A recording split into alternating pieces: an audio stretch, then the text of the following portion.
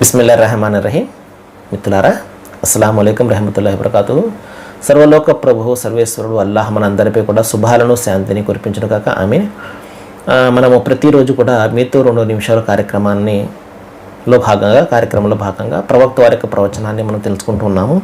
ఈరోజు కూడా ఒక చక్కటి ప్రవచనము సహీ బుఖారీ గ్రంథం నుండి, హదీస్ గ్రంథం నుండి సేకరించబడింది. హదీస్ నంబర్ వచ్చి 2442. ప్రవక్త వారు ఈ విధంగా తెలియజేశారు: ఎవరైతే సాటి సోదరుని అవసరాలు తీరుస్తాడో దైవం కూడా అతని అవసరాలు తీరుస్తాడు. చూడండి, మనము ఈ సిరీస్ అంతా కూడా ఒకటే. సాటి మనిషిని ఆదుకోవడం, సాటి మనిషిని యొక్క అవసరాలు తీర్చడము, అతన్ని కష్టాలు దూరం చేయడము, వీటికి సంబంధించిన హదీస్లే మనం ప్రతిరోజు కూడా తెలుసుకుంటూ ఉన్నాము. చూడండి, ఒక మానవ సంబంధాన్ని బలోపేతం చేసే మాటలు ఇవన్నీ కూడా. మానవులందరూ కూడా ఒకటే కుటుంబము, చక్కగా ఉండాలి. ఒక కుటుంబంలో ఒకరికి కష్టం వచ్చినప్పుడు ఇంకొకరు వారిని ఆదుకుంటారు కదండి. అన్నదమ్ములు ఉన్నారు, అన్నయ్యకి కష్టం వస్తే తమ్ముడు ఆదుకుంటాడు, తమ్ముడు కష్టం వస్తే అన్నయ్య ఆదుకుంటాడు కదా.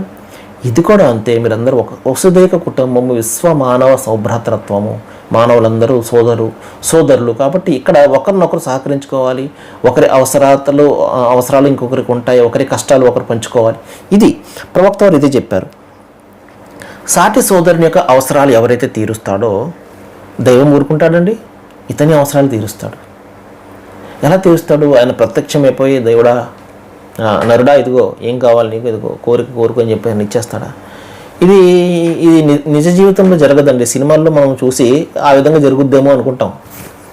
దైవం ప్రత్యక్షం అయిపోతాడు. అవసరం లేదు, దైవం ప్రత్యక్షం అయ్యే అవసరం లేదు. ఎందుకంటే ఆయన మన కంటికి కనబడ్డు కాబట్టి. ఆయన రకరకాల మార్గాల ద్వారా మనకు సహాయాన్ని చేయిస్తాడు. మనలాంటి మనుషుల ద్వారానే చేయిస్తాడు. ఏమండి, ఆయన తలుచుకుంటే ఎక్కడి నుంచైనా ఆయన సహాయాన్ని చేయిస్తాడు.